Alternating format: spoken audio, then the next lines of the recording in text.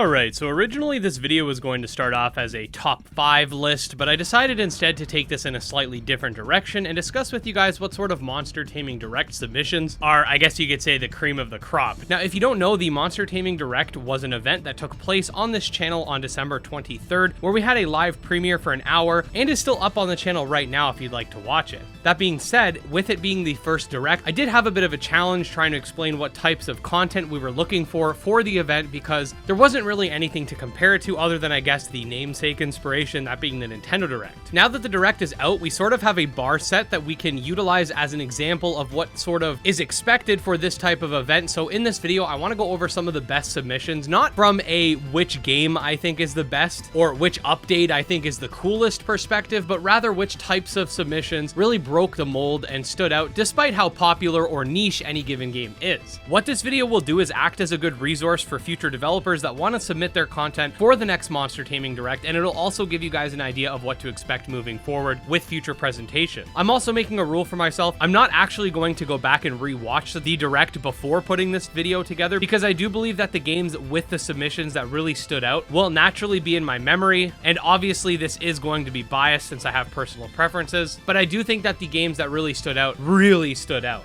I remember when putting the Direct together with my buddy Barry, when we got a really good submission, regardless of how popular the game was or whether or not it was even a game I specifically would put at the top of the monster taming hierarchy in terms of my personal preference, I would say like, wow, this is exactly the type of stuff we need at the Direct. This is how you get some hype going, and this is how you communicate with your audience. And I think it'll just be easier to go into my examples rather than just ramble on. So first of all, I want to start with Abomination, which is a monster taming roguelike game that, if you don't know, I'm personally not a massive roguelike fan. I will enjoy a roguelike for a run or two, but I'm not the type to replay games over and over again, even if there are randomized elements to it. That said, despite Abomination not being my favorite monster taming game overall, it's always been one of the best roguelikes in my opinion, as far as the monster taming genre is concerned. But the reason it's on this list is because of the submission that Carl, the developer, put together, which was just top tier. Firstly, and this is by no means mandatory or necessarily even recommended, but Carl did a really good job adding his voiceover for the update announcement, which I thought was quite nice, but the way he put together the submission, in my opinion, was just marvelous. He basically started by thanking everybody for their continued support of the game,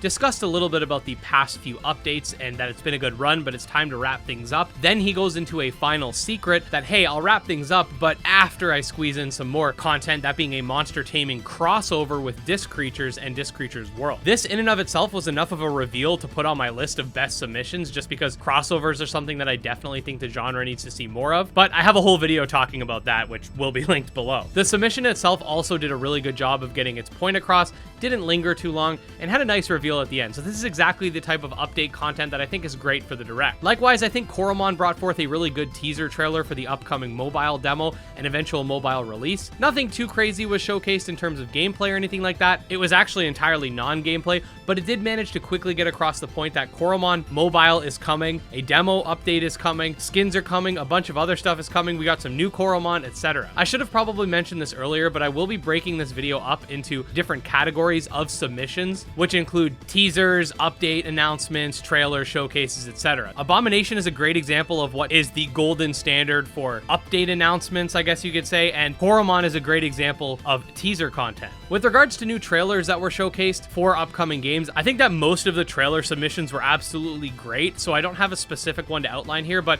some that really captivated me, again, and this just might be bias, were Mythcaller the Nightmare Shaman, having an excellent presentation, not only showing more gameplay and more about the game, but also a brand new biome for the game. Cubers had a really cool animated trailer that led into some gameplay for its Alpha 1 update, which I thought was really nice.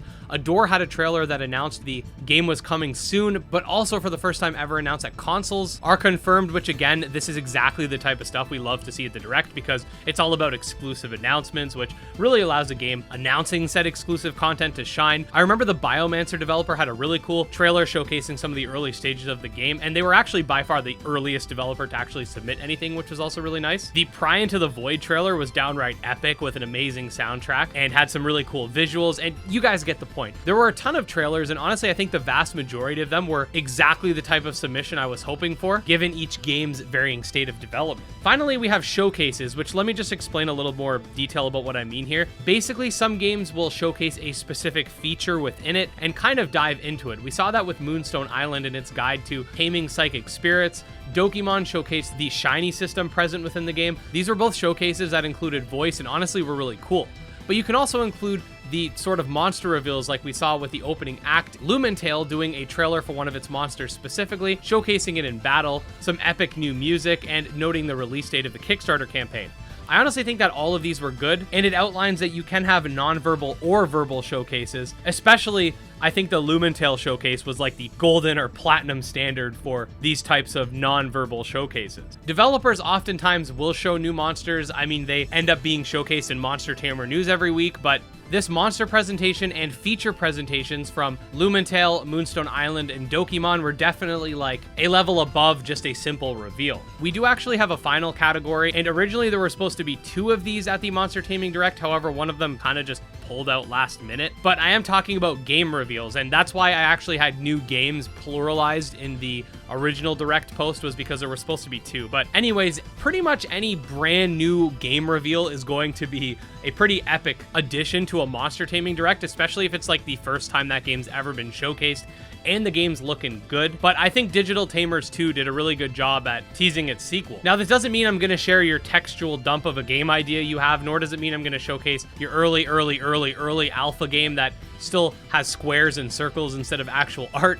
But if you want an idea, again, of the sort of platinum standard for that type of submission, look no further than how Digital Tamers did it. The game looks absolutely sharp, the trailer's done very nicely, and I mean, if you guys are fans of the original Digital Tamers, let me know, did this trailer not get you super hyped for the sequel?